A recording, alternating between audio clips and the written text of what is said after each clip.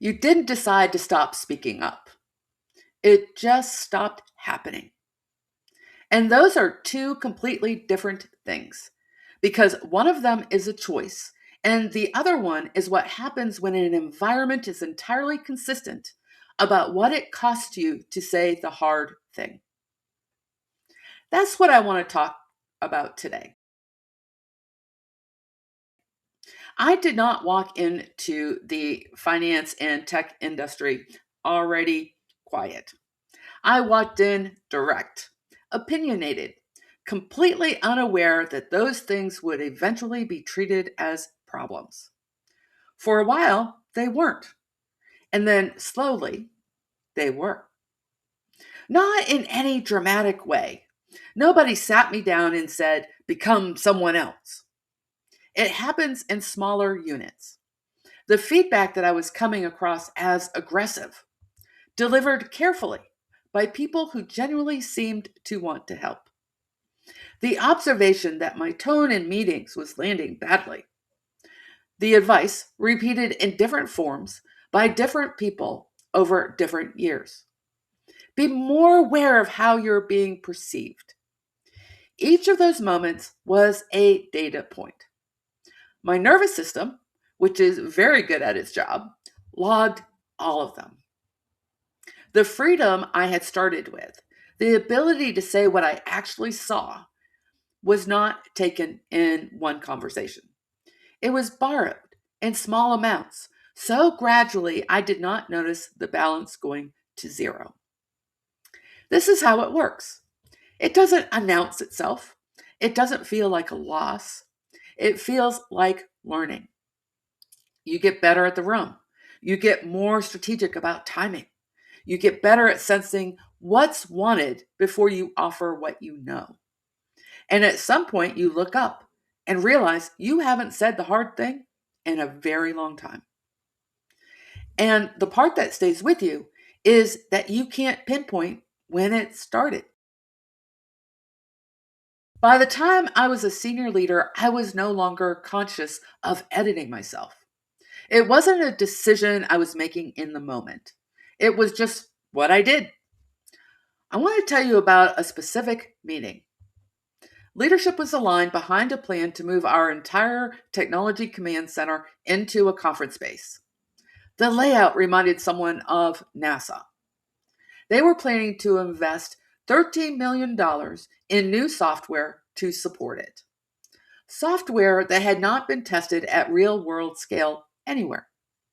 We would be among the first adopters. I sat in that room and I knew. And I knew this because I had helped build data centers and move data centers and reconstruct data centers previously in my career. So I knew the location was not secure without significant and major reconstruction.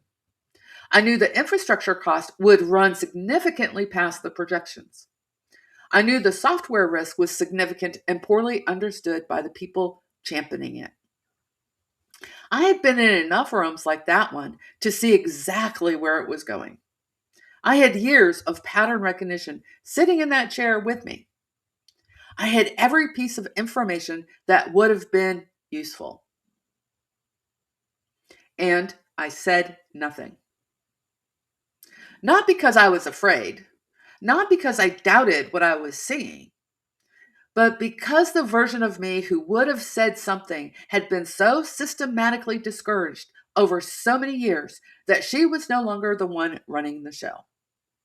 What was running the show was an internal system that had reliably learned that being the person who asks difficult questions when leadership is already aligned is not being a team player. The project was scrapped 2 years later.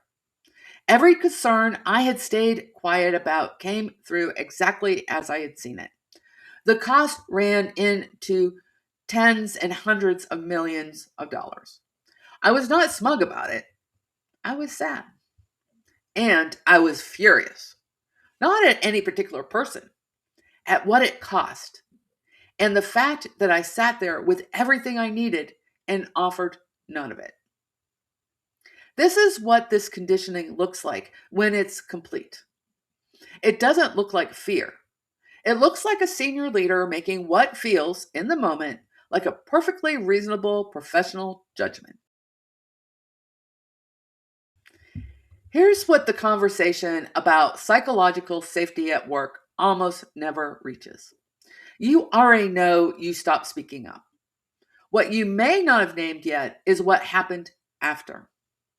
You stopped trusting what you were seeing before you finished seeing it.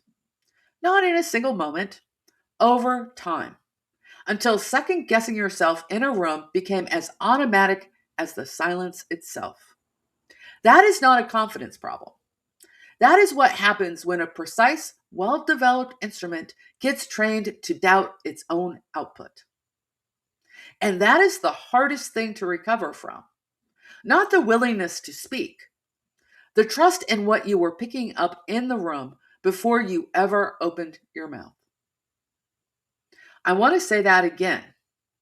The hardest thing to recover is not the voice. It's the certainty in your own judgment before you decide whether or not to use it. Because here is what actually happened. You didn't just go quiet in meetings.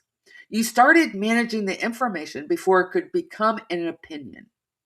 Running your own instincts through a filter so fast that by the time you registered something, it was already pre-edited. That is the cost nobody measures. Not the things you didn't say, the things you stopped fully trusting because you had learned there was no safe place for them. I want to be clear about something. Staying quiet in those rooms was not and is not a weakness. It was a rational response to an environment that had been entirely consistent about what it cost you not to. I'm not standing outside of that and judging it. I sat in the room with $13+ million on the table and said nothing. The conditioning was never about you. It was about what the system needed to keep running. And the leaders who find their way through this, and I have watched enough of them do it to know what it looks like, they are the ones who start separating two things: what they actually saw in the room and what the environment trained them to do with it. Those are not the same thing. They were never the same thing. The normative conformity your career trained into you was and is real. And it was also never the final word on what you're capable of seeing. You can find your way back to your own judgment. But first, you have to stop mistaking the trained response for the truth of what you actually know. Here's what I've seen in this work. The leaders who recover fastest are not the ones who work hardest on speaking up. They are the ones who go back underneath and rebuild trust in what they were picking up in the room before they stopped acting on it. That is identity level work. It is not a communication skill. It's not a mindset reframe. It is excavating what is actually yours underneath the adaptations. Because the pattern recognition that spotted the problem before anyone else named it did not go anywhere. The instinct that fired in that meeting, the one you sat on, the one that turned out to be right, it's still there. It got trained to stay quiet. That is not the same as being wrong. And when that trust comes back, when the lag disappears between what you're sensing and what you're willing to act on, that is when the leadership changes. Not because you got more confident, because you stopped second guessing yourself out of the intelligence you already had.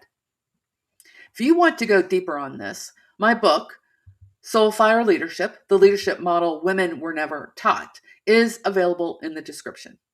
It was built around exactly this: the signals you were trained to distrust and what it looks like to lead from them again. I will leave you with a question I come back to when someone walks in saying something is off, but they cannot name what it is. The question is, when did you last walk out of a high stakes meeting feeling like you said exactly what you knew? not what you calculated was safe to say, what you actually knew. Let that one sit with you. This is SoulFIRE Leadership, where we talk about what it actually feels like to lead at a senior level. The parts you're navigating alone, because probably nobody in your environment is naming them. If this landed, please subscribe, click the thumbs up button, and share. I share new thoughts every Wednesday. See you next week.